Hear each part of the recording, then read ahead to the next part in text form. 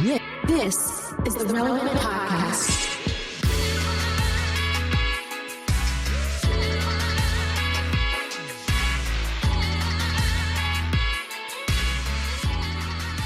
It's episode 1227, and it's a Relevant Podcast here in Orlando. I'm your host, Cameron Strang, and joining me from Nashville, it's artist, producer, mogul, Derek Miner.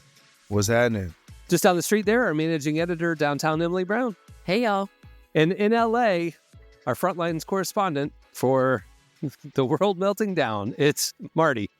Hey, guys. Dude, how's it going out there, dude? Like, we're so concerned for you. I mean, I know you're not near North LA, but like, what's going on? Tell us what's happening. Yeah, about like 30 minutes away. So actually, I was on vacation. I bought my wife for Christmas. I bought her, like, we don't buy gifts. I'm giving you so many details. I'm sorry. We were on vacation, and on the way home. Hold on, back up. Why don't you buy your wife a gift? Because I do like vacations. Way to end it. That's a crazy spot to be like, you know what? I don't buy my wife gifts. But anyway. Just going to throw this out here. We do vacations because there's nothing to buy at this point in life. Yeah. So we do vacation. So we were on vacation when the fire broke out. We were in Santa Barbara. And, Cam, you understand, being like a, Floridian, understanding hurricanes, we know what to do. First thing to do, you get gas. Yep. So in the morning, I'm like, okay, the fires are starting to break out a little bit. And I'm like, I see 8 miles left to the gallon here. I need to get gas. So I did the dad thing, and I woke up at 7 a.m. I went to go get gas, got breakfast, brought it back to the hotel. I was like, hey, we should just leave. I really think we should leave. Thank God we left, because after we left, they actually closed down the highway. They closed down because the fire was jumping the highway on the way home on the PCH. And so it just was a nightmare. So you drove the PCH. Yeah, so you could see the fire from the distance. You could see the smoke. The sky was orange. It was really scary, eerie. I will say, though, people. I went to the supermarket and on Van Nuys, they actually closed that entire area on the way home again. And people were so helpful. I saw that people were helping each other, and it was a really beautiful community moment to see strangers helping each other out. So I will say, as much destruction and evil and sadness and loss, there's been so many people who have been stepping up to help their fellow human. And so on the way home, we got to see a little bit of that. I mean, we donated a bunch of baby stuff that friends have given us. We collected it, we gave it out, and we gave it to a family, and they lost their father. 6 kids lost their father. He was fighting the fire. Just humbling and scary. And, these things are so unpredictable, but we're keeping everybody in prayer. And I hate the fact that this incident, this terrible moment, has been so politicized, but people are really helping each other out. And I will say that's a Florida thing too. I mean, during the anybody knows, like, during the hurricane, one of your neighbors will pull out barbecue and start barbecuing for people. It becomes like a thing where people start gathering. And in my neighborhood, we did that all the time, where, people pull out a grill and, hey, who wants hamburgers? And they start cooking for the community and whoever's local. And, but it's just a lot of loss, and then another thing is that the ash is still falling on us. So my kid is super sick because he breathed it in. I'm breathing it in. We just do a family walk outside of the park, and we just didn't know that we were going to be breathing in. We thought we were like 40 minutes away. It's not a big deal, but it's a big deal. The only experience I've had with this Santa Ana wind thing is that movie, The Holiday, from like the early 2000s, that Christmas movie where they swapped houses. Jack Black. Jack Black's in it because like Jack Black was falling in love with the Titanic lady, and the wind started blowing, and he's like, oh, it's the Santa Ana winds, happens every year. That means change is coming. That's the only reference I have, that this time of year there's crazy winds in LA. And I don't mean to make light of it, but technically it's supposed to be later in like March and April, from what Prop said. Yeah, he said they came early. He said they don't normally come this early in the season. And even the fires, we expect fires. Interesting enough, this time last year, we were having so much rain that we couldn't, we had more rain than we had ever had, ever. And now we have we have fire now. So this is mudslide season. This is the torrential rains leading to mudslides and flooding in LA. And yeah, the fires are 2 months later or whatever with Santa Ana, when it dries out. So I don't, maybe I should know this. Is California in a drought right now? Like it hasn't rained not at all? Yeah. It is? Yeah, it hasn't rained since last year, January. We do have water, like we do have water and stuff, but I don't remember it. I mean, maybe sprinkling, but I just looked. LA and San Diego are in a severe drought for the first time since November of 22. So that is a big factor right now. Yeah. I will say this is not a silver lining thing, but this is something interesting that I've learned through these fires. I've learned why you can't just run a pipe like from the ocean to the fires, because I did see people suggesting that, like why like the ocean's like right there, why can't we just kind of sprinkle it on? Our group chat already solved this, Emily. Propaganda chat GPT didn't even have to do that. That's just like mom. It's like, my mom worked here for 30 years. Hold on. She explained to me. Right. I literally looked it up. I was like, why can't we just pump the ocean? There's a hose. Just grab a hose and pump the there's ocean. plenty of Because water over there. Salt corrodes everything, apparently, and also Makes everything worse. So even if you aren't putting salt water on man-made structures, which would rust the man-made structures, if you just put it in the forest, it would contaminate the ecosystem of the forest. It would contaminate the soil. So you can't just dump salt on everything, apparently. Yeah. So yeah. Anyways, but I learned about that. But ever since then, I keep thinking about this one Instagram story I saw from Lil' Kim, actually. And it keeps making me laugh because she was like praying for the people of LA. And then she said, God, I pray that a monsoon hits LA soon. And it was like, oh, Lil' Kim, maybe let's not pray for a monsoon. The last thing we need is a monsoon. I wish she was going more viral for that. She might have deleted it because I haven't seen it. But that's incredible. A monsoon. We pray for a tsunami, Lord. No, Lord, the biggest one we've ever had. We pray Hurricane for a 5. lot of good rain with no thunder. Lord, we pray for hurricanes and flooding and mud everywhere. I keep thinking about it. I'm like, a monsoon, like not even just like, rainfall would have been good. She is like, God, send that monsoon. And it's like, oh, so you hate LA? That's what you're saying right now. I love when people, this is just like a segue, but I love when people inside church don't think that far, but they pray for things, that they shouldn't pray for. Yeah. And they're just like, like, Lord, we pray the earthquake sucks in all the bad people. I'm like, wait, what are you praying for? And the earth to suck in people, Dude, I've been in prayer meetings where my mom's friends were out there praying that the Lord would turn the hurricane away from us. And I'm like, to hit other people? Like, why are you why are you trying to destroy that town or to send it over to North Carolina? It's like, Lord, please hit the state. Please hit the blue states, Lord. We pray right now that. Dude, I saw faith leaders online talking about this is God's curse on Hollywood. And I'm going, well, did God curse North Carolina this year with the flooding? Did he curse Southern Florida? Nah, look, and I don't, you please feel free to edit this out, Cameron. But talking about wildest prayers ever been, I remember one day I was on tour. We was at a church, and his pastor asked us to hold hands and pray. So you told the story. So did I tell it? Wait, but I love it. Keep going. I haven't heard it before. You're holding hands, but pray. So we're holding hands. It's all of us. Yeah, you're all holding hands. And the next thing we know, the pastor says, "Lord, just let your sperm impregnate us today with your word." And we're just like, my eyes just pop up like, hey, look, gang, I know you try to be poetic, but that's a little too much. Like sometimes it's like you doing too much with the prayer, bro. Like you got to bring it back down to earth. Did you just pause a prayer? Like pause. It was a pause. I absolutely a pause. Like it was absolutely a pause. It was like, bro, chill out. Like, dog. But yeah, I don't know if I'd say amen after that one. I'd be like, all right, we're just gonna break hands and go. Like, hey, man, yeah, are we in the blue state? Just kidding. What is going on right now? So, moral of the story: just be intentional with your prayers. Don't pray for things that you don't actually. Well, it's almost like the Christians that have almost a ranking system. It's like, Lord, keep me and my family safe, and my city safe. Oh yeah, but I don't care about what happens to other people as long as we're good. I hate those prayers. I'm sorry. That's not. It's not fair. It's Yeah. Anyway, stop praying for monsoons. Those kind of people up in North Carolina are just minding their own business, and we're sending hurricanes to them because we don't want them to hit Florida. Come on.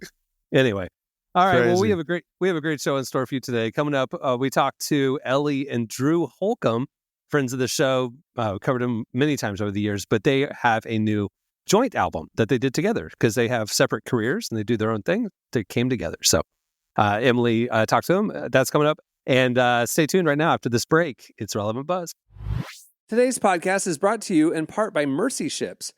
Globally, 5 billion people lack access to surgical care. In sub-Saharan Africa, there's only one surgeon for every 200,000 people. Mercy Ships provides free, life-transforming surgeries for people who have little to no access to medical care.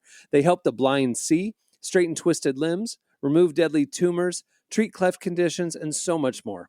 With state-of-the-art hospital ships, they provide safe surgery to children and adults living with treatable conditions, and it's completely free of charge. They do all this work with an all-volunteer crew of professionals who donate their time and talents. Surgeons, stewards, nurses, engineers, and more make the world a better place. Your donation today provides free, safe surgeries to people in desperate need of help. All gifts are matched, so please donate today at mercyships.org/relevant. Today's podcast is brought to you in part by Tim Tebow's book, Look Again. Have you ever wondered what would change if you truly believed you were infinitely valuable to God? In his New York Times bestselling book, Look Again, Tim Tebow reveals the powerful truth that when we learn to see the image of God in every person, including those we struggle to love, everything changes. Tebow shares incredible stories from his work with people the world often overlooks, and it will challenge you to stand up to the lies, rediscover the worth that everyone has, and impact the world for good. Find Look Again by Tim Tebow, available now wherever books are sold. Okay, it's time for Relevant Buzz. Tell us what's happening at the intersection of faith and culture this week, Emily. Okay, well, Relevant has been kind of in our sports era the last several months, just because there's been a lot of athletes who have been really boldly speaking about their faith. And I know we've mostly stayed in the NFL and college football world, but today I actually have an athlete just for Derek, so I know he's a fan. Okay. Have you been following how Pistons player Jaden Ivey has been really outspoken about his faith? Yes, sir. I gotta bring up the Pistons. Hey, Derek look, Minor. we don't get to get a lot of press, so I'm going to take all the press we can get. Hold on, my friend. They've won 7 in a row. They are killing it right now. I know. The Pistons. But look. Pistons are doing great. So I'm not happy about this. So because look. they're nipping at the Magic's heels. I don't like that So anymore. listen, let me have my moment, man. Let me have my moment. All right. We don't Finally, get a the lot. Pistons have been mentioned. Finally, we don't get a lot. I think this is the first time Relevant has ever said the Pistons. Yes, I know it's the on first time I've purpose. ever said Ever it. happened. I know. In the prep meeting, she was like, Jaden Ivey, the Pistons. I was like, come on, the Pistons? I'll give you 3 Jonathan Isaacs for every Jaden Ivey quote. Come on. I got Okay. Jesus going on at the Magic. You know what? Okay, listen though. It's not I'm a gonna come. competition. I actually am gonna come to the defense though of Jaden Ivey because he has been really outspoken with his faith. Yeah. So for those who don't know, Jaden Ivey plays with the Pistols. Sorry, The- Pistons. Oh, man. Sorry, we are sorry. in bad shape right now. The Pistol Pete's. The Me Pistols. trying to be a sports. Not the Pistols, bro. Oh, man. Okay, so for those who Tell don't me know, good things about the Pistons. So for those who don't know, Jaden plays for the Detroit Pistons. And when it comes to his faith, he actually became a believer within the last year. According to his Instagram, he actually just got baptized in June with his wife. But even before that, and ever since then especially, he has been very outspoken about his faith. A lot of his social media content is just constantly talking about God. Most recently, he actually broke his leg in a game on New Year's Day. And he had to have emergency surgery. And in his post about it, he was thanking everyone for their prayers. And then he said, even in the midst of this, I trust the one who has put me in this spot. And I know the Father will get me through because he is faithful and a great God. I hope my situation can inspire anybody going through any trial in life that Jesus loves you and he won't just leave you where you've been stuck. Lean on your Father because he is right there with you. Come on. I'll be honest with you. I didn't know. I know Jaden Ivey. I've watched him. He's got a great game. He's one of the great young guards coming up in the league. And I heard some of his Jesus quotes. Derek, you even sent one to the podcast chat a month or two ago going, I think something is happening. And I kind of looked him up, his personal life, and I'm like, he's got a kid before he was married and different things. And I was just kind of like, oh, is this a thing of I'm doing the Jesus, thank God for the win, lip service thing, but I'm not really living it? I couldn't figure it out. And it turns out in the last year, he got Damascus Road, saved. And like, oh my goodness. And so he's just wanting to tell people about his life change, how God changed his life. It's been really outspoken. It's really cool. Yeah. And it's even like, this is such a small thing, but like even on his like Instagram bio, all it says is follower of God. Like there's no mention of like his career, NBA, anything. Like he is like, I would just want to be known as a follower of God. What's his Instagram handle though? Poison Ivy. Poison Ivy. Which is funny. He's funny. We need funny Christians. But he got that when he was like in high school. Oh, for sure. Oh, yeah. Stuck with it forever. Now, Poison But Ivy. and Marty, you probably can relate. I mean, all y'all probably can relate to this, but there ain't nobody more on fire for God than somebody that was living in the world for real. Oh, like, I'm telling you, like, there is nobody more on fire for God than the ex-drug user, ex-gangbanger, like somebody that's been out in the world. When they convert. Like it and that's what this looks like. Jameis Winston went from stealing crab legs to talking about Jesus. Yeah. I even on the Magic, like J.I., who's like a Jesus guy, he got saved like in college. Like when he was at FSU, he got saved. And so he comes in the NBA the next year and he's like this new Christian and that's all he knows to talk about. Right. And then like Jalen Suggs on our team, same thing. We played a clip of his a month or so ago. And it's like, I never knew him to be a Christian. Oh, he became a Christian. And now he's like you're saying, like these guys are like unapologetic. And these people like us who grew up in the church, just like, we don't really talk about our faith that much. But these guys out there who got converted and recently, man, they're not holding back. I love it, man. Like Marty, Fern, right? Yeah, I mean, like, when you get saved and like that first year really determines a lot, right? So it's like you accept Jesus to your heart, you start getting into church, and then you get on fire. And then usually what happens is like older Christians are like telling you, hey, you're going too hard. Yeah. Your zeal. Yeah, you need wisdom, not so much zeal. Let's tone it down. You calm yourself down. And I think that those people are not probably in these people's corners. But I know for Fern, like, you go, however bad you went polar opposite the other way. Even me, like, I went completely like cold turkey to every friend, everybody. And I just wanted to pursue God with everything that was in me. And these guys are probably just having that zeal. It's like, don't put it out. Just keep going, man. Keep serving God. It's awesome. What I love about these famous rich athletes coming to Jesus, it's like, there's, we talked about there's like jailhouse religion where you lose everything and you're like forced to your knees, but they're on the other side of it. Right. They have everything. They have everything the world has to offer. All the money, all the women, all the fame, all the whatever they want. And they're still unfulfilled. And the only thing that filled that void is Jesus. That's why they're so outspoken about it. It's like, I know the difference. You know what I mean? I love it. It's like Jesus when he's your last resort because you've lost everything. It's like, okay, I get it. Like eventually like life won't be so bad. You'll be fine. But these guys who have everything who come to Jesus, like, it's like, man, that to me that's really remarkable. It's really beautiful. So I'm happy. So now they went up a little in my rankings of not hating the Pistons so much. I'm pulling for Jaden Ivey. I like him. He's a good dude. Yeah. Yeah. So I guess. Thank you, Emily. I appreciate You're welcome. you. Yeah. I guess I'll be a Pistons fan. No. Yes. Sorry. No. Come to A Team magician Detroit. fan. Come to Team Wait, Detroit. yeah, I do like being called a magician. So what? I mean, are Pistons fans just called Pistons fans? Can y'all get like a fun, cute name? You mean like a Swiftie? They need a fan name, is what you're saying? I'm gonna work on that. I'm gonna get Also, I'm gonna get with marketing. What's Call the Big mascot? Sean. It's a Mustang. The hand. It's a Mustang. A Mustang? Ford It's Mustang. a horse. Yeah, it's a horse. Mustang. It's like, car. like a I know Ford, what a Mustang Pistons. is. I wasn't Yeah, it was questioning that. Yeah, She thought it was a Ford. Ford Mustang. Oh, you thought it was an actual Ford No, Mustang. I know what a Mustang is. It's a stretch. Their team is named I don't know around about sports. auto part. Yeah. Anyway, all right. What else do you have? All right, moving on. So, I know we've talked a lot about kind of like the church stats in the U.S. and like the rise of the nuns. We haven't really talked a ton about the international church, but I think it's kind of been reported, or it's sort of known, like it's been growing a lot in places like Latin America and Africa and parts of Asia. And I say all that because I saw this post this week on social media. I'm curious if you guys saw it too. But there was a stat going around that by 2030, China will have the largest Christian population in the world. Have y'all seen that? Nah, I didn't. That's wild. Was it on relevantmagazine.com? No. 'Cause I didn't even see it. It was So- not. I missed That's it. the only place to get your news.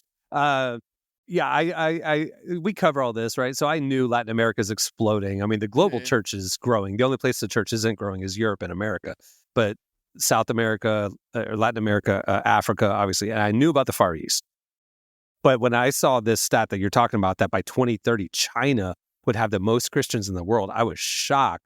Because I know about the underground church, but I also know that it's not like, it's like Russia and Israel. There are like official allowed churches, but by the state of China, but it's like liturgical Orthodox type churches, Right.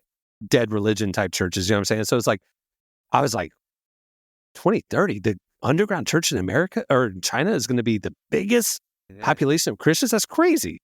So why are you bringing it up? Is that true? Is that what's going on? Well, yeah. So I saw this stat, and you know me, I'm a very curious person, and so I was trying to figure out, where are they getting this information from? And the most recent study is actually still a few years old, but even back in like 2017, they were saying that by 2030, China would have this growing population. And so I actually have a friend who lives in China. We grew up and we went to church together, and she's now there as like a missionary. So I talked with her, and I was like, hey, I want your like firsthand opinion. Are you seeing this? Like, is there just like this massive wave in China that we don't know about? And what she told me, I think, is really interesting, and I want to share with y'all. So she knows the study that is going around, and she said that while, yes, there are Christians in China and that it is slightly growing, that study was pulling in stats from Hong Kong and Taiwan, which are special states in China. Like they're part of China, but they have a lot of different rules and regulations and freedoms there. So Christianity is maybe booming in those places, but that doesn't really reflect China as a whole. So they say China by 2030. We are inferring mainland China, Right. but what it's actually saying is Taiwan, Hong Kong. That makes sense because the Christian church in Hong Kong has been booming for a long time. My family, my aunt and uncle were missionaries in Hong Kong for 40 years. My cousin was blonde hair, blue eyed girl, was born in Hong Kong. And so like I know that the Christian movement in Hong Kong has been happening a long time. So that's interesting. So that's the stat because also are they counting like the Philippines and Vietnam too? Because those are very Christian countries. Not in those studies. Okay. But there is a growing movement, in those places as well. She did say that like in mainland China, I'm not going to say the city she's in, but she is in a bigger city, that it is okay for her to talk about her faith from like a personal perspective. Like she doesn't necessarily have like a fear of, telling people that she's a Christian. And she's actually said that people are really open to hearing about her faith. She said it's funny though, because she'll tell them, what she believes and why she believes it and how it's impacted her faith. And they just respond with, okay, cool. Like they don't really have like a negative view about it or like a take on it. But they are like open to hearing about it. And so it's still illegal to proselytize. I mean, it's still illegal to evangelize. Yeah. So that's why she does have to be careful with her words, but like, she can say that she's a Christian and she's not going to be like thrown in jail or anything. And she was actually telling me that there are people in China's government who are open and Christian about being Christian. And so like even in their government, like Christianity is making moves there. And so she does obviously hope that one day the stat, will be true that China is the biggest Christian population in the world. It might not happen by 2030, but it's just good to know. What's the religion right now or is there like a state religion?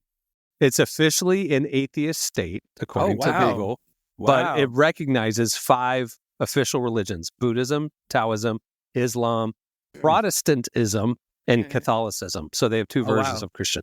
Well, good. Yeah, so things are changing, which is nice.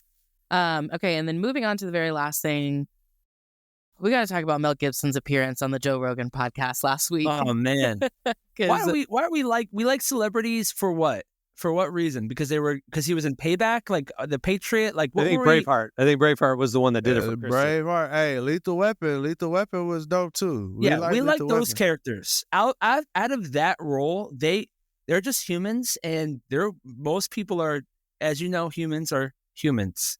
So I don't know why sorry, go Emily. I was watching this, those subs. I was like, what are you doing? Why are we listening to him? Well, that's the thing. Like he has he's a pretty controversial figure these days for the last several decades, I guess I would say. No, we're interested in him because of The Passion of the Christ, which he directed 20 years ago, and he's been working on this sequel for, I guess, pretty much since the first one wrapped up. No, he said the last 7 years. 7 years, for real. yes. He's been working on it. Yeah. Yeah. And so, we've been following it along, just kind of piecing together some of the different things that he's maybe mentioned over the years. But he was on the Joe Rogan podcast last week for over 2 hours. And so, of course, Passion of the Christ 2 came up, which I guess officially is going to be called The Resurrection of the Christ. I was really hoping for the Passion of the Christ 2 Electric Boogaloo. That's what I was hoping for. Really quick, my favorite piece of news is when Cameron was like, are they going to get a new actor? And Emily was like, no, it's the same one from 20 years ago. No, he Who's still addresses playing. this. He talks about that. Oh, he did? Yeah. We get a lot of new information in this clip. It's as bad as we think it's going to be anyway, but they're going to do that anti-aging thing that Scorsese used with The Irishman. He's going to do the CGI anti-aging on Caviezel because Jesus was not 55 years old. Yeah. Yeah. Famously was not 55 years old. Here's Mel Gibson. So when you're making this resurrection movie now, you also have this obligation. There's this, you're doing a very similar thing that you were doing with the Passion of the Christ, where this is a profound story. Yes. When you put something like that together, how do you choose who's going to be the next Jesus? You use him again. Caviezel. Yeah, I know it's 20 years later. Too. It's 20 years later, but it's... Yeah, but it's the right guy. Yeah, but it's supposed to be 3 days later, but he got 20 years older. And I think I have to use a few techniques that they've started to get really good with The CGI and they can do amazing things now. You can actually Yeah. get some of the same people. And by the time you film it, it'll be even better. Yeah. When are you going to start filming? I'm hoping next year sometime. There's a lot required because it is, I'll just tell you this, it's an acid trip when we wrote it. It is like, I've never read anything like it. And my brother and I and Randall all sort of congregated on this, so there's some good heads put together, but there's some crazy stuff. And I think in order to really tell the story properly, you have to start with the fall of the angels, right?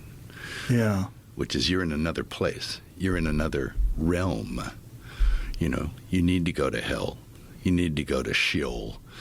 So you're going to have hell? You're going to have Satan? All that? Yeah. Whoa. Sure, you gotta have, yeah. Right. You gotta have his origin. How do you depict that? This is a good question.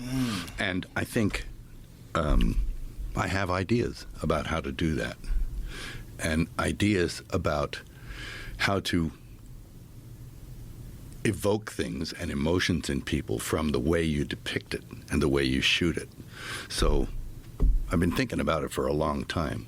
So it's not going to be easy, and it's going to require a lot of planning.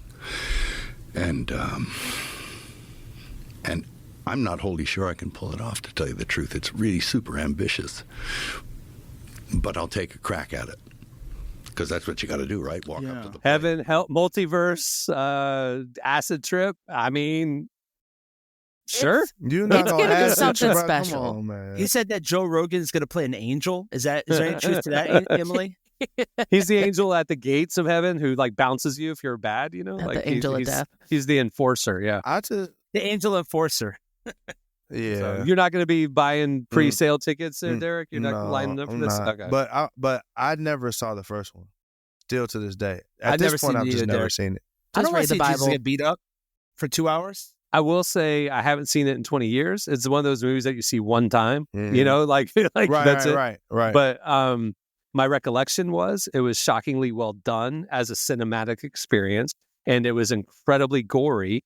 There was the very, very, very tough to watch scenes, and I understood why artistically he chose to do that, because we've sanitized actually what Jesus went through with the crucifixion. Yeah. And so it's like, it was very sobering. I remember that.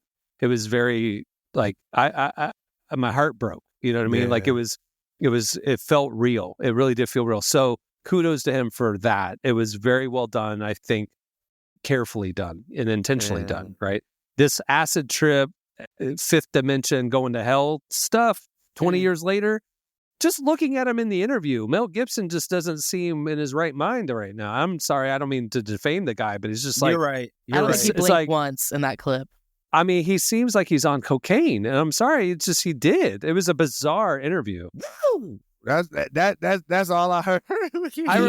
I remember watching. I think I remember watching my church. My church played at one point Passion of the Christ at church, and I remember everybody. There was a girl. I think it was in middle school, and there was a girl that I was like really into. It's a hard And- R, dude. They had middle school kids watch it? Ooh. Yeah, I had to be like 14, and I remember that she was crying. And I remember trying to like, and I wasn't paying attention because I just wanted to like, it was just too much happening. I had ADD. And I remember looking at her crying next to me and then pretending to cry because I was like, Trying to impress her. trying to, yeah, like you ever do weird things for your crush? Like, Dude, I was like- she's got her hands up in worship. Where are my Yeah. hands? They're up in worship Yeah. too. Oh my Hey, look, gosh. girl, we're on the yeah, same I was page. like, oh my God. Like, I just didn't understand it. I was like, all right, I get it. There was nothing in me that wanted to watch that movie at no point in time. It was Like, a it's tough like- watch. Yeah, I It was a just tough was one. like, man, as a kid, I was like, bro, I watched Teenage Mutant Ninja Turtles. I'm not finna watch this though. I didn't watch it until 2020, the pandemic, because my roommate and I, that was what we watched on Easter because I had never seen it and she had. And so we like streamed an online service for Easter that morning. She and I cooked lunch, and then she like really wanted to watch The Passion of the Christ because I had never seen it. And so we did. And I don't want to say it ruined Easter, but like the rest of the afternoon, It really ruined brunch. like It really took a toll like on brunch. it just was They're so like, their pastel brunch was dresses, light yellow, light purple. no, we were in PJs. It was just It took a toll on that pancake that I was eating. It almost threw up. we're like, I don't even know, maybe a month into this weird global pandemic. She and I are home alone, just me, her, and the dog. And she like we're watching this movie, and then the movie ends, and I was like, wait, that was it? Like it just was Look, a bit I of a love downer, Christ. gotta be Like, honest. I love Afterwards, Christ. you guys saw Die Hard and washed the palate. Christ changed my life, but I'm gonna take their word for it in the book. For me, it just wasn't no like desire to see that. I'm like reading the Bible when you hear, like, it's like, man, this was just brutal. So the idea of, and then I see the clips randomly when you're scrolling. You know, every time someone wants to talk about Jesus, you know, in a very intense way, they have him just being brutalized, and I'm like, I just don't know if I can do 2.5 hours of that. And it's not 2.5 hours is the road to or the Mhm. Via Dolorosa. It's not Yeah, 2.5 yeah. hours of that. It's not. There is story leading up to it. What I understood at the time was he very carefully researched, not just Mel, but like he brought in people who knew Yeah. truly what the Roman crucifixion process was. Yeah. And so it was like he attempted to make an accurate depiction of what Jesus really did go through that day. And I'm telling you, it's the most sobering, heavy. Oh, yeah. It's Spoiler alert, please. well, we're gonna find out what happens in the next Yeah. movie. Yeah. I I've been am waiting curious. 20 years. I want to find a girl. And Go just sit next kidding. to her. I am We're gonna curious cry. how the Chosen's gonna do the crucifixion. Oh, I feel like they would That's- do it respectfully and good. I feel like they would do it the right way. Hopefully. They're not going for hard R's with the Right, Chosen. right. So. Yeah. And I think, what is it, season 6? Season- Season 5 is coming out this spring. We know that. Mhm. That's not the crucifixion one. That's leading up to It's leading the up Last to it. Supper. Right. So Yeah. probably 6 is the crucifixion, then 7 will maybe be The resurrection. Yeah. Yeah. I think that's We what I've talk- seen as the plan. Can we talk about how The Chosen, for some reason, when they okay, so watch the first episode. I love it. As you progressively get down, like I feel like they become more Latin looking, like the disciples, like their beards a little bit more shaped up. I feel like they become a little like more Puerto Rican, Dominican as the show progresses. Is this just me? As the makeup budget gets a Am I little not bigger, reading you know, the they go- room? Just kidding. Dude, I'll tell you the most shocking thing is this morning, the reason I'm wearing an actual shirt, not a hoodie, I had a meeting with a lawyer this morning, and she's a Christian, and I was like, we're just making small talk while she was doing something, and I somehow it came up. I mentioned The Chosen season 5 is coming out in a couple. You know, how do you make small talk with middle-aged Christians? I don't know. Bring up The Right. Chosen. That's what I was. You know, Right. And she goes, "What's that?" And I was like, "What?" Sinner. Like, You're a You said Christian? sinner. she's never heard of The Chosen. Where do I watch it? I'm like, Literally anywhere. Like anywhere. I was like, how have you not heard of The Chosen? I was shocked. Anyway. All right. Is that it for Relevant Buzz? That is it. And That hopefully is the it. last time I have to talk about Mel Gibson for a very long time. What are you talking about? The movie's coming out next year. He's going to be on the cover of the magazine. Wait, sorry. I meant Joe Rogan, not Mel Gibson. Okay. Sorry. He's not. I was joking.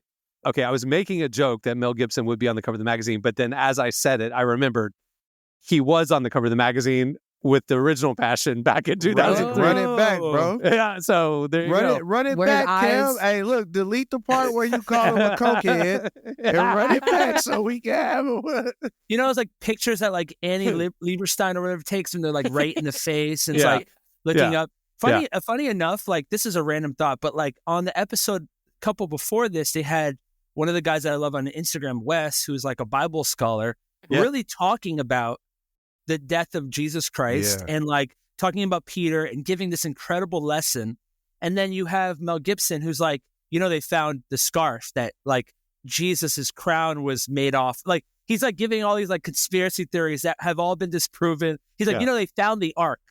It's in Serbia. You know, like what are you talking about here? Anyway, the fact versus this Joe guy Rogan who's he interesting. needed a palate cleanser. He was like, all right, we're going to bring this Wesley guy on, and then we got to lighten the mood up a little bit. He was a little too deep. Mel, come on over here and tell us about the scarf. I'll just say he was on our cover. It was just after What Women Want or whatever that movie was that he did. It was pre-meltdown. And then so I love that movie, by the way. What there's a Women Want. little I love window it. of normal Mel Gibson, and then he was on the cover of Relevant, just saying that. And then, yeah, it's been 20 years. All right. That'll do it for Relevant Buzz. Make sure to check out relevantmagazine.com every day where we are covering the intersection of faith, culture, and everything in between. Thanks, Emily. All right. Stay tuned. Up next, Ellie and Drew Holcomb join us. Today's podcast is brought to you in part by John Mark Comer's book, Garden City, a book that speaks to the tension we all feel between work, rest, and purpose. The New York Times bestselling author John Mark Comer takes us to the scriptures to identify what it really means to be human and flips the script on the idea that who you are matters, not what you do. He shows that God created us for meaningful work and meaningful rest. Both matter. This book helps you ask and answer the big questions. Does God care where I work? Is there a direction for my life? So you can discern God's heart for your calling, your rhythms, and the way His Spirit wants to shape every part of your life. If you're longing for purpose and a more grounded way to live, check out the new hardcover edition of Garden City wherever books are sold. Well, today's show is brought to you in part by the new book, God, the Science, the Evidence. We talk a lot about faith, but how often do we talk about science in the same breath? You might be surprised to discover just how deeply the two actually agree. For centuries, science has been used to dismiss the idea of God, but today an intellectual revolution is underway. Modern discoveries in physics, cosmology, and biology are consistently revealing the same truth: creation isn't an accident. That profound reversal is what engineers Michel-Yves Bolloré and Olivier Bonassi investigate in their international bestseller, God, the Science, the Evidence. This book is a rigorous, evidence-based critique of materialism, inviting you to explore over a dozen scientific, philosophical, and historical domains. It shows that what was once seemed impossible, that science could point to a creator, is now supported by a vast and convergent body of evidence. With over 400,000 copies sold in Europe, this book is sparking a global debate. It's thoughtful, fascinating, and a powerful reminder that reason itself affirms the existence of God. Learn more and find out where you can purchase your copy today by visiting godthesciencetheevidence.com. Today's podcast is brought to you in part by Erwin McManus's book, The Barbarian Way. Some books don't just inspire you, they confront you. The Barbarian Way, now celebrating its 20th anniversary, is one of those books. If you felt the pull of God towards something deeper and wilder than the safe, predictable version of faith that we settle for, McManus reminds us that following Jesus was never meant to be tame. It's meant to awaken courage, passion, and purpose God placed inside us. He draws from the wild stories of Abel, Noah, Moses, Rahab, and others to remind us that following God wasn't meant to be tame. Safe faith isn't working. Step into the story God is writing for you. Choose passion, choose boldness, choose the Barbarian Way. Available now wherever books are sold. Our guests today are Ellie and Drew Holcomb. They are married singer-songwriters in Nashville. who normally work separately but have decided for the first time to create an album together. It's called Memory Bank. We caught up with them to hear how their experience working together brought out a new side to them, how live music draws them closer together, and more. Here's Emily's conversation with Ellie and Drew Holcomb.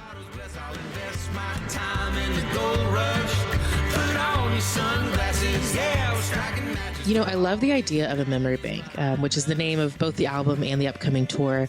And I'm really curious, where did that idea come from? It's a quote from my dad. We grew up traveling a lot. I went to 47 states before I graduated high school. And he used to laughingly say, you guys aren't going to inherit anything because I'm putting all the money in the memory bank. And so that money in the memory bank has been something that's sort of been sitting with us for a long time. And we laughingly, you know, when we go on vacation or should we buy this, we're like, money in the memory bank, you know. And it turned into a road trip song idea that sort of helped kind of frame this whole project and really frame our life together.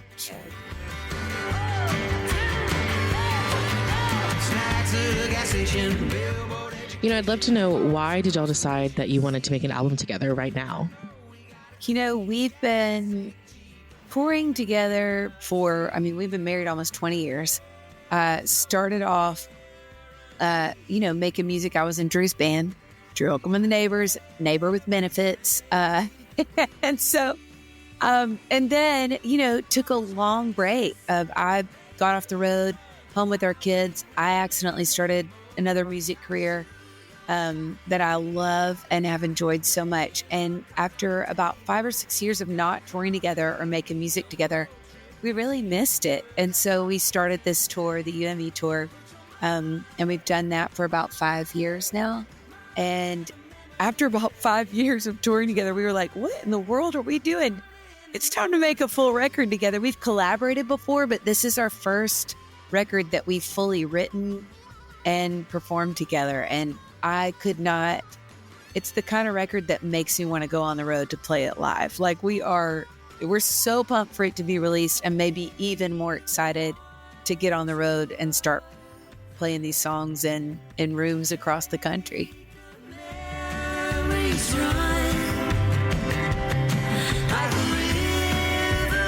Well, y'all do have different tastes and influences, both in your own separate music. So how did you decide what the sound of this album was going to be? We really kind of wanted to make sure that it was very vocal centric, because the show that we've been doing together for the last 5 years has been just the two of us, no band. And part of that's just in the necessity of the travel logistics of bringing the kids on the road, not having room in the bus, but and also wanting to really differentiate between what Ellie does by herself, what I do by myself with the band. So we knew that the record needed to be sort of really focused on just the songs and not necessarily these big sort of sonic landscapes. And we both have so many records that we love that have that simple band in the room, vocals in the room approach. And so one of the things we did is we actually sang this record in the same room together, which is kind of tricky from a recording standpoint, but we've been writing and we've been singing, together long enough to kind of know how to do that and do that well. And we both listened to a lot of other music coming into this and kind of like, oh, what about this? What about that? And we didn't sort of overthink it. We kind of got great players in the room, got a great studio, Sound Emporium, which is a really historic studio here in Nashville, and great engineers, great producer. You get the right team together. We knew that the sound would kind of reveal itself. I mean, that's, a little bit vague, but it's kind of true. We just kind of trusted that these people know what we love, how we want to sound, and we kind of built sort of off of that trust. It was really fun. We recording in Sound Emporium. One of our North Stars sonically was the Alison Krauss and Robert Plant record. And they actually recorded that at Sound Emporium too. So we would walk in the studio and kind of see, what's that record called again? I'm blanking on the Raising Sand. Raising Sand, yeah. We would see the picture of Raising Sand. We're like, oh yeah, we're in the right place. We got the right team involved. And it was really fun live recording. When the wind blows, God knows, baby, I'll be your refuge from the storm. Well, like you mentioned, you'd worked together previously under Drew Holcomb and the Neighbors, but I'm curious, what was it like to come back in the studio together after kind of almost a decade of separate careers? It felt really vibrant and fun writing together. We don't often, we collaborate a lot, but we don't often write together. Maybe before this record, we've written 7 songs together. And so writing was an absolute, it was so much fun. To collaborate in that way. And it used to be a kind of hard thing for us to do, honestly. Like, we had a joke song we used to do on the road called We Always Fight When We Write Love Songs. It's true. So, I think 20 years of marriage and working together and separately, we kind of were like, let's try doing this again. And we found that it was pretty exhilarating and fun. It felt fresh. Yeah, it was definitely a record that we could not have made when we were younger. I think it was sort of professionally, creatively, a lot of growth sort of got us to a place where we could make a record together. Yeah. Drew learned how to sing harmony, and he is so good at it. And he didn't used to do that. And so it was really, it's been really fun seeing, you can teach old dogs new tricks. Who are you calling old? Oh, me. I'll tell you what, I learned new on this record. I grew up in Nashville, grew up being like a background singer, and sort of that studio kind of magic of like, oh, we're going to just get 50 takes of this and just get it down perfect and edit it together. And one thing I've learned from Drew that's newer for me is there's a lot of magic in that, sure, for sure. But there's also a lot of magic in just like capturing a live moment. And with all the reps we've done over the years, live and in the studio and writing songs, I felt really prepared to do that. And I think we captured some magic in the studio, which is really fun. Are always wild and free. We don't know where we'll go. Do you feel like this music shows a new or maybe a different side to you that fans haven't seen before? Yeah, it definitely, one, we had to sort of write within the context of, an album of all duets. And so one of the things we really wanted to avoid was most duets are love songs. And, we've got plenty of those. And we have some of those on this record. Songs like High Seas. Rain or Shine. But most of we really wanted to make sure we didn't write, that we wrote sort of a more sort of broader spectrum of content of stories. And so there's a song that was inspired by the book Demon Copperhead. There's a song that was inspired by our friends and neighbors. There's a song that was inspired by friends that are like in midlife crisis trying to figure out whether they will or won't get to pursue their dreams. And there's a song about my niece that passed away. There's it's sort of a much there's a cover of Shut Up and Dance. There's we tried to cover sort of a broader experiential and emotional spectrum within the context of duets. And so that was a pretty particular creative ask. And so we had a lot of fun in entering into that challenge. There'd be a war, didn't know all there'd be to fight for. Sunshine through the January trees, forgiveness like a gentle breeze. From the graveside to the cradle, to the empty seat at the table. We've lived nightmares, we've lived dreams. We wouldn't trade for anything. Follow me into the high seas where the That was Ellie and Drew Holcomb. Make sure to check out their new album, Memory Bank, when it releases next Friday. You guys got a sneak peek. How lucky are you? All right, stay tuned. Up next, we have a game I didn't even tell you about. It's called 25 to Life Lessons. We'll explain it right after this. Well, today's podcast is brought to you in part by the new book, Confessions of a Christian Alcoholic. Author Jonathan Seidel knows firsthand how even believers can get stuck in shame and destructive habits, especially when it comes to one of society's biggest obsessions, alcohol. In Confessions of a Christian Alcoholic, he details his spiral into disordered drinking and shares the 4-step process he eventually used to break free. There's hope for alcoholics who become Christians and for Christians who become alcoholics. Find Confessions of a Christian Alcoholic wherever books are sold. What if you could change a child's life with just $10? Right now, thousands of vulnerable children in East Africa are suffering from jiggers. It's a painful, preventable parasite that burrows into their feet. Soul Hope is the only organization treating it through foot washing, medical care, and durable closed-toed shoes that protect kids long after treatment. $10 may not seem like much in today's world, but when we come together, those small gifts add up to big change. Join the 10 for 10 campaign. $10 protects 10 small toes. Visit soulhope.org/10 to give now. One small gift makes a big difference. Again, that's Soulhope, SOLE, hope.org/TEN. It is time for... It's 25 to life lessons. 25 to life lessons. So it's 2025. So I have some questions for y'all. It's not really a game where we're keeping score. It's more just I'm going to throw out some questions that you guys can jump on. How's that? Did you have to name it after jail sentence? 25 to life lessons. I will say this. Emily Brown named this game, and she's very insensitive to the plight of the incarcerated. So, Emily. Let's actually not say that. What if we said literally anything else? You got to watch The Green Mile 2 times now. You have to watch Passion of the Christ and The Green Mile. During Easter, you have to watch Blood In, Blood Out, and then Shawshank Redemption. And then The Passion of the Christ. To redeem yourself, yes. Okay, so it's 2025, new year. It's basically a beginning of the year. Get to know you, looking back at the last 25 years, looking ahead at the next 25 years, kind of a thing. So here we go. I'm just going to ask you guys some questions, and you guys can jump on. Let's get it. Derek, if you could relive one day from the last 25 years, what day would it be? If I could relive one day. I honestly, to be real honest, you know what? I do know. It was hanging out with my dad and my 2 boys. Nolan and Zane was 1, Nolan was 3. Hanging out with him, eating Chinese food at China J in Pontiac, Michigan.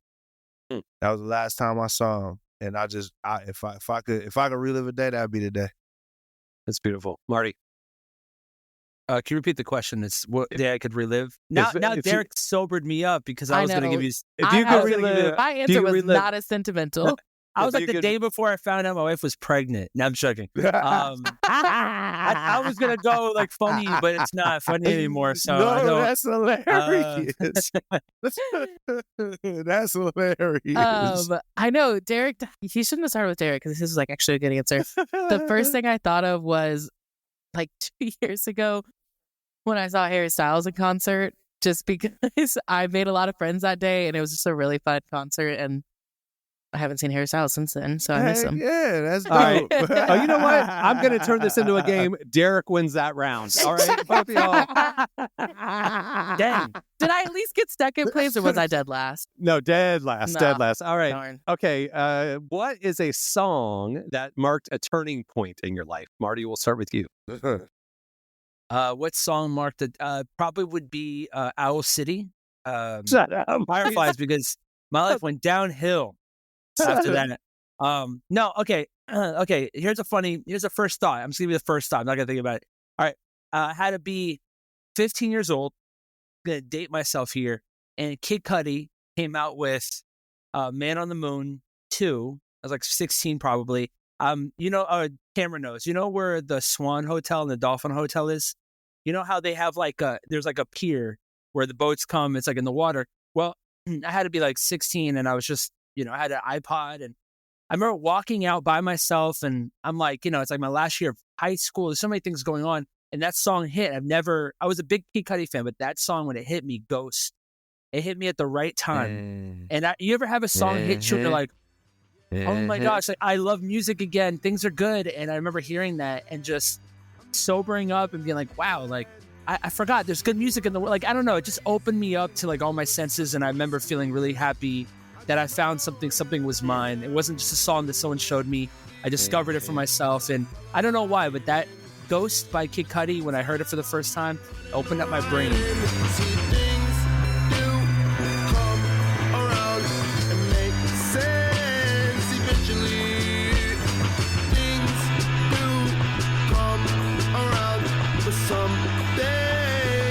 trouble me.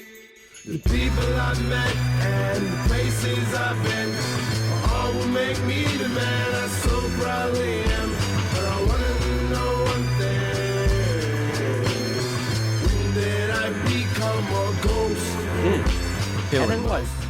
I only have bad answers for this. I don't have any good ones. When Taylor sang, just kidding. Well, honestly, like I'm remembering about like all the artists that I still love, like just the first time I ever heard any of their songs. And it's like, I mean, I was like in 6th grade whenever Taylor Swift came out with her first album. And like, I've been a Swiftie for 15 years now. So I guess when she came out with Tim McGraw, I'll say that. The other one I thought about was Aaron's Party by Aaron Carter, which came out when I was like 6 or 7.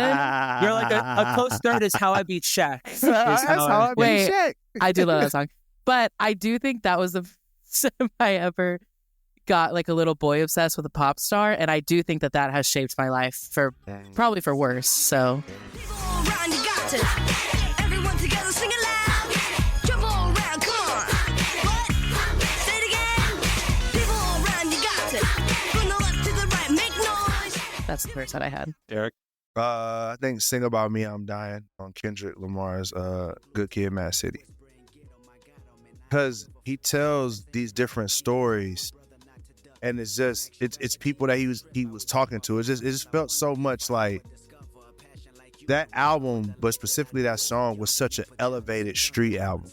Like he was talking about hood stuff, but he was talking about it in such an artistic way that it really pushed me as an artist, because I always talked about those type of topics, but just from a straight like it wasn't as artistic as that. So I remember listening to that record and being like, this is crazy, like someone telling these stories, but it's such a beautiful art piece about something that's like super hood. So Sing about me, promise that you will sing about me. I said when the lights shut off, then it's my turn to settle down. My main concern, promise that you will sing about me. Promise that you will sing about me. You wrote a song about my sister on your tape and called it. It's funny. Good Kid, Mad City is probably one of my favorite albums, but it's also one of the albums that I cannot relate to in any way at all. Like it just it's like, it is like not about my life, but I love it. Like it's Derek's so like, good. Speaking of that, I was listening to Taylor Swift. I love it, but I can't relate to it at all. Taylor Swift is like definitely me and without Taylor a are in the same doubt. boat. I can't relate to a single thing Kendrick's ever said, but I love him so much. Yeah, for sure. I love Tay Tay too. I don't know nothing about being a middle-aged white girl, but man, she makes some great records. Respect. All right. Emily, what's a sermon or spiritual lesson that stuck with you for years? So many things. I remember every sermon I've ever heard. That was a little joke. I do actually think there is something that one of my pastors in college said. It's not necessarily a sermon, but I mean, it is a sermon. Anyways, he was talking about pretty much like summarizing the story of the Bible and like what it's about. And he just said it in a really beautiful way, where he said the story of God it's the journey of humanity going from dust to divinity, from stand to the stars. And I've always loved that. I don't know. So that's something I think about a lot. What about you, Derek? Tim Keller's sermon on Sabbath rest was I know that one. that Wow. one. I literally have shed tears listening to that sermon. Just being a former workaholic in those seasons is just I did not know how to rest, and just having someone give you permission to know that it's not just about inactivity, but it's about actually a state of being, knowing that God is Christ said He's Lord of the Sabbath. I mean, He's a Lord of rest. So like that one was the most. Yeah, Marty. One of my favorite sermons, one of the first sermons I heard when I was at high school, just got saved. The prodigal son's brother, talking about how the prodigal son, he asks for his inheritance, gives him a portion, the dad. The son also got one. But like then the prodigal son comes back home and the brother's like upset, and like all these little things that actually are a really good lesson for anyone to learn about like honoring, loving people, being happy for somebody, just jealousy, all these little things. We look at the prodigal son, but then the prodigal son's brother really changed the way I even approached the Bible, because I never thought about thinking outside the box. And because, you hear a sermon, we can all repeat it. We all know the story. If I talk about Daniel, we all have a preconceived notion. But I remember when I heard that sermon, I was like, whoa, like I am the prodigal son's brother. I'm not happy for people. I'm this, I'm that. And really good sermon by Damon Thompson. Yeah. I thought you were going to say Damon Wayans, but okay. Damon Thompson was one of the teachers at school I went to, like a hardcore Christian teacher. Like I don't know if you guys remember The Ramp. Okay, so I figured you guys wouldn't know, because it was like it's like off the beaten path, but they were pretty big. It was like in Alabama, and I went to school there for like a little bit just to like learn. And they had this like revival thing, and he was a great communicator, but man, were they crazy. Okay. Like Bethel is nothing. Bethel, they walk so Bethel could run. You know what I'm saying? Like I always mess with Corey Asbury. Like I always mess with Corey Asbury. I'm like, dude, when you were singing last time I saw him, I was like, Corey, last time you were singing, I got a gold tooth. I just want you to know that. Gold tooth. Yeah, gold teeth are popping out. Okay, last one. And this question makes me realize the naming thing. So a lot of the questions on this list are about kind of like in your mid-20s. So 2025. Yeah. This is a deep cut theme now. 2025. I made us think about when we were 25. And then, so these are questions about that. So last question, here you go. If you had to give 25-year-old you one piece of advice, you, not out them, you, what would it be? Derek, start with you. Stick to your guns. Stick to your guns. Were you struggling with sticking to your guns when you're 25? Yeah. For me, when I was 25, I think because I was becoming a man, but my dad wasn't around. My stepdad was struggling. So like, I was very unconfident in the direction that I was going. And I let a lot of people talk me out of a lot of good ideas and a lot of good, I went through a winding path. I didn't have to if I would have just kept going straight and had the confidence to keep going. So, yeah. That's good. Emily, it was only a couple years ago for you, but what would you tell yourself a couple years ago? Don't apply it relevant. That's the... Well, no. But what I would tell myself, so I turned 25 June 2020, just to give y'all context. Oh, gosh, the baby. Tough times to turn 25. But I think I would tell myself that I have more authority than I realize. Because I think June 2020, like we're in the pandemic, we're in a racial epidemic as well. Like a lot of things happening that I just felt really powerless to. And I let that kind of determine a lot of things. But it took like 6 months. Like it really wasn't until the beginning of 2021 that I started applying that power. And January 2021 is when I applied to Relevant. So finally took that advice. Changed my life. All right, Marty. I think the number one thing I would taught myself, and I learned it later. That's why I learned it earlier. Be self-sufficient. So learn how to do everything yourself. Learn how to produce your own music. Because I always loved music, and I would always wait. Derek knows, like when you're waiting for somebody, it's not fun. Frustrating. And and you feel held back. And so I didn't know that I could just anything in life that I needed to do, I could just learn it myself. And even with ChatGPT, like if I'm afraid to do something, like for instance, getting my money in order, my company taxes, all that stuff, ChatGPT helped me out. And so a lot of times that I'm just afraid to do something. But then when you actually just try it, it's not as hard as you were thinking. And so I thought always it was so hard and difficult. And I learned that, with practice, anything is possible. So, I mean, this generation coming up, they have the tools available to them that they can be one person companies for the rest of their life. Like 100%. They don't have to. I love that. I love disruption. I love evolution and change. But I'm thinking back to like when I was starting Relevant, like I'm just like, the barrier of entry, the skills you had to have, the team you had to have around you, the resources you had to have, is just like impossible. And now it's like, I can start a massive media company with my phone. It's just crazy. Just go. The trade-off is, though, you have to actually have something to say, or you have to be extremely talented at entertaining people. Like I love what you just said. You have to have something to say. Yeah. That to me is so many talented people with nothing to say. It's just, okay.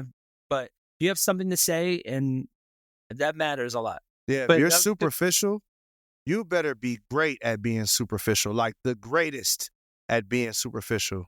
But to your point, Marty, like I didn't, when I was dreaming about launching a magazine and media company, like how in the world, like I can't count on other people. I can't hire other people to do it.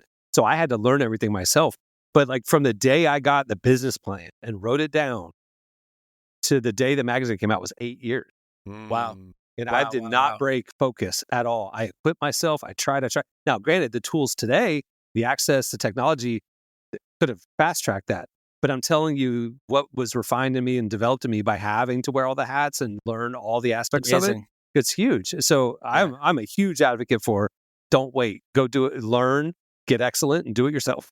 Were you in college? Were you in college before? Like when did you actually come up with the plan for Relevant? Were you in school? Were you? Yeah, I was. What was the time? So I knew I wanted to go into media when I went into college, but I was a sophomore year, fall break, and I was like, I need to like really get a vision from God of like what I'm supposed to do with my life. I mean, it was 19 years old and I felt that pressure of like, what am I going to do with this degree? I'm interested in media. I like it, but what am I going to do? And I was at fall break. I went up to this thing that was happening in the 90s. It was called the Toronto Blessing. It was like a revival happening in Toronto at the Airport Vineyard Church. And I went. I heard God was moving and I wanted to go. And I was there by myself. And I remember seeing, what, Emily? What was the name of that church you just said? The Toronto Airport Vineyard Church? Vineyard. I heard Vineyard. I heard Airport Finger. Vineyard. And I was real confused where Vineyard. you were. Fingered. Sorry. I was like, what the Sorry, hell? sorry. Church Keep is this? going. So an evangelist, it was like revival meetings and meeting every day, and people were coming from all over the world. Who was the evangelist? By really quick, just a date. I don't remember. I don't remember. I mean, but I remember I was there by myself, and the sermon was a normal sermon, and then there was an altar call, and they said, if you want God to reveal His dreams for you, like if you want us to pray over you, that God will reveal dreams to your heart, come up, we'll pray for you. And I just went up and prayed for him. And got prayed for, nothing happened, whatever's normal. I went back to my hotel, and I remembered seeing like in the lobby of the hotel, there was just like groups of college kids that had like heard God was moving, and they got in a van. They were from the University of Michigan, they were from Kentucky, they were whatever, and they came to Toronto because God was moving. And I remembered this hunger, and like this hunger is all over. God's doing something, right? So I'm up in my bed, I'm up in the room, and I'm like tossing and turning, and finally around 3 a.m, I got the Marriott little pad of paper, and I wrote this down, and I just like I wanted to create media that would give voice to what God was doing in this generation. And I remembered seeing like at the back of those old airplane magazines, they would have like a global map with all the red dots of their destinations. And like, I felt like the red dots were where God was moving in this generation. And I felt like what media could do would be the red lines that connect the red dots, and it would become like a tapestry covering the world. That media would give voice, a platform. And I knew that day I had the name Relevant Media Group. I knew there'd be a magazine and digital and books and all the things. And I saw it all, wrote it all down. And from that day on, that's what I pursued. So every internship, everything I did after college was to prepare me to take that leap when I was 24. So amazing. Yeah. Man. All right. That'll do it for 25 to Life Lessons.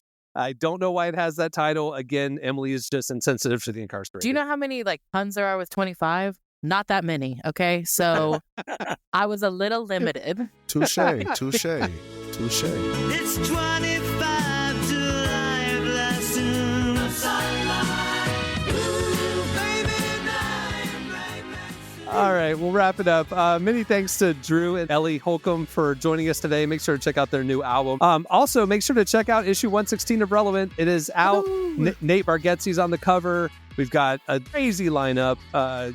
Go see it. You can read it for free at relevantmagazine.com. Just click the magazine tab. If you are a snob and you want a beautifully designed interactive magazine experience, we have that for you. Sign up for Relevant Plus. Plans start as low as $250 a month, and it's the best way to get our content. All right. That's it. I'm Cameron Strang. I'm Derek Miner. I'm Emily Brown. I'm Marty. We'll see you on Tuesday. Have a great weekend, everybody.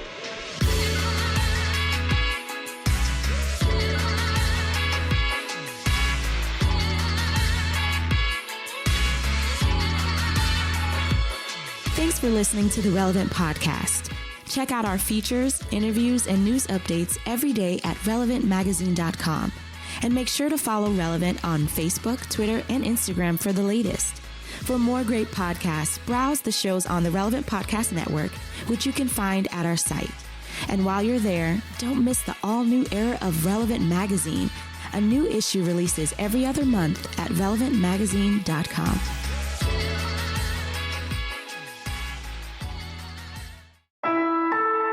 Relevant Podcast Network.